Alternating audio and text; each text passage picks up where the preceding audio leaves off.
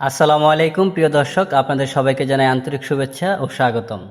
আজ আমরা রয়েছি মতলব দক্ষিণ উপজেলার আশিনপুর স্কুল অ্যান্ড কলেজ মাঠে, যেখানে অনুষ্ঠিত হলো মরহুমা বেগম খালেদা জিয়া স্মৃতি ও মাদক বিরোধী মোটরসাইকেল কাপ ফুটবল টুর্নামেন্টের উদ্বোধনী ম্যাচ।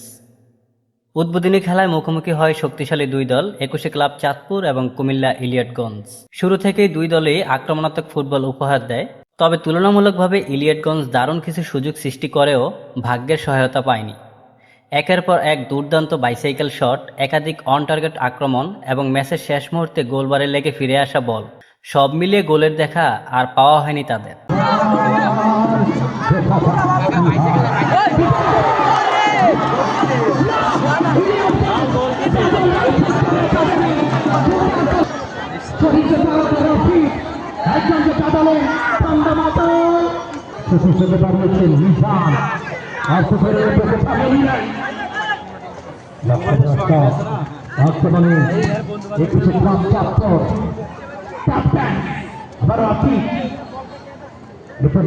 অন্যদিকে নিজেদের পাওয়া সুযোগটি কাজে লাগিয়ে একমাত্র গোলটি করে ম্যাচে এগিয়ে যায় ২১ ক্লাব চাঁদপুর। শেষ পর্যন্ত ১-০ গোলে জয় নিয়ে মাঠ ছাড়ে চাঁদপুরের দলটি এবং টুর্নামেন্টের শুভ সূচনা করে।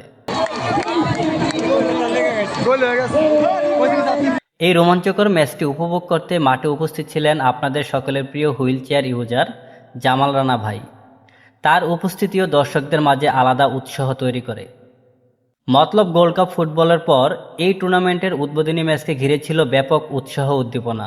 দূর দূরান্ত থেকে হাজার হাজার ফুটবলপ্রেমী মাঠে ছুটে আসেন। দর্শকদের উপস্থিতি এতটাই ছিল যে মাঠের কোথাও এক টুকরো খালি জায়গা চোখে পড়েনি। গ্যালারি, মাঠের চারপাশ, এমনকি আশেপাশে উঁচু স্থানগুলোতেও ছিল দর্শকদের উপচে পড়া ভিড়। খেলা শেষে একসঙ্গে হাজারো দর্শক মাঠ ত্যাগ করায় আশিনপুর সড়কে সৃষ্টি হয় দীর্ঘ যানজট। দীর্ঘ সময় ধরে যানবাহন ধীরগতিতে চলাচল করে এবং পুরো এলাকায় উৎসবমুখর পরিবেশের পাশাপাশি দেখা দেয় সাময়িক ভোগান্তিও।